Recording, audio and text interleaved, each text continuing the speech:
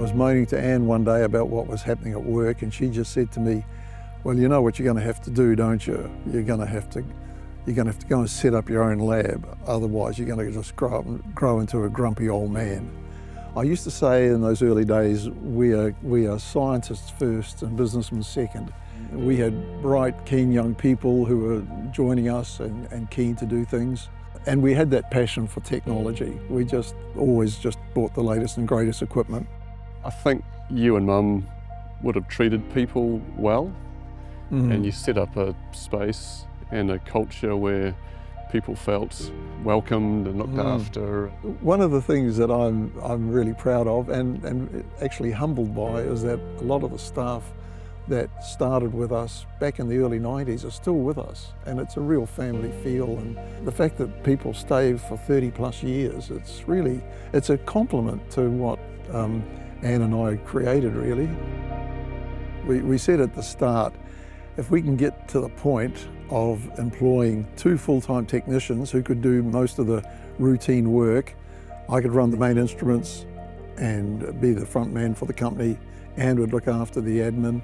When we get to 2 full-time technicians, we've made it. That was the goal. These days people talk about, you know, your strategic plan and all that. We had none of that. We just get enough money to buy the groceries and just get it going. By these people, he means me. One of my earliest memories was being taken into the lab by you, Dad, me and Jeff. You must have been trying to keep us occupied while you're trying to get some work done on a weekend, and I remember you sitting us on one of the orbital shakers that were used to mix up solutions, and you gave us turns riding that, which these days you'd never get away with that.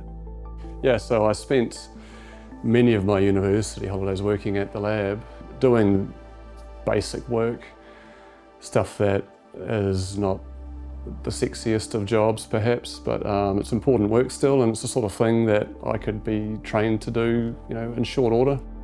We never thought our kids would come into the business. In fact, we actively encouraged them to think about what they wanted to do for themselves and do it.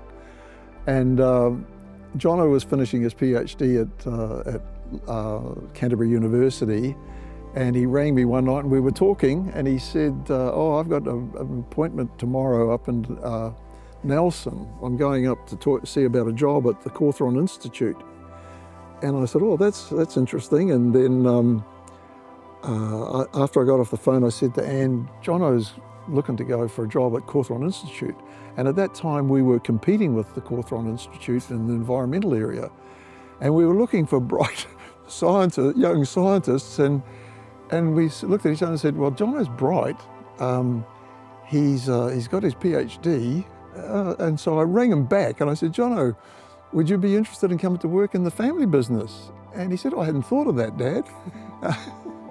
So he came and joined us, and yeah, it's been a great story since then. It's a true story. As I was approaching finishing my PhD, I was thinking, okay, what do I want to do next, for a job? And I thought, right, I want to stay in New Zealand. I want to stay in the sciences, and I'd like to be in the private sector probably. So I thought, what ticks all these boxes? I thought, I know, Cornerstone. So that's the Hill family. That's how smart we were. But anyway. I like to say it felt like coming home when I joined the company, because the values and the culture in the place is such a strong reflection of you and Mum. Even though the organisation had grown substantially, it still had grown from that nucleus where the two of you were really shaping it just by, I imagine, the way that you were going about doing your things. And so the company grows and the culture grows with it, and I got to sort of plug into that when it was at a reasonable scale, and it just felt so comfortable and such a good fit. I made some really good friends. Some of my closest friends still are working at the lab, and it was lovely. It was fortunate that I was put into an area of the business that was quite dynamic. We had some really talented R&D scientists there, and these guys were doing really good work, and I was really impressed at the calibre of the R&D. They're these really bright people I was working around, learning a lot from them. I still do learn from these guys. They're really talented, got deep expertise, world-class analysts. So that felt intoxicating. I found myself working long hours And probably a bit like your story, it didn't feel like it was hard work, it felt fun. And then my first executive role, I think that's probably the biggest step. There is something about the executive role where you're thrust out almost into the world. There's really no one else above you making those calls. I wish for so many of our staff who don't get time with customers, I wish we could find ways to make that happen for them. That's what brings it to life. That's the whole point of it all. When you can have a conversation with this person and you know that they've chosen to come and use us, that they've got choices, but they choose to use us. They feel they get what they need from us, and having a sense of what they are doing with the results, like how our results empower them in their businesses, typically to make decisions, and usually in spaces that matter, things that we care about. It could be environmental, it could be about agriculture and food production, but they're all doing important things, and we're enabling them to do those things well.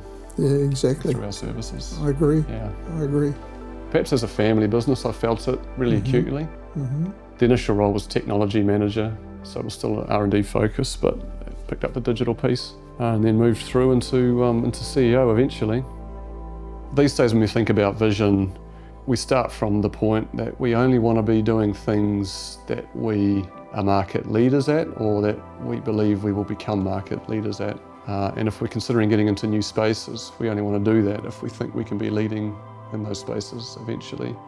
One of the things I really enjoy about meeting our customers is they are almost all really good people. The work they do matters.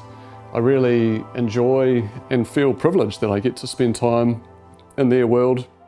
As we do that, as we climb into their world and see what they're using the results for, it just reinforces to us how important it is that these results are reliable. One advantage of being privately owned, largely family owned, is we get to really play that long game. It's about finding, developing, retaining the best people. We see a number of multinational labs competing with us here in New Zealand now, and the advantage we're going to have over them is our ability to attract, develop the best people.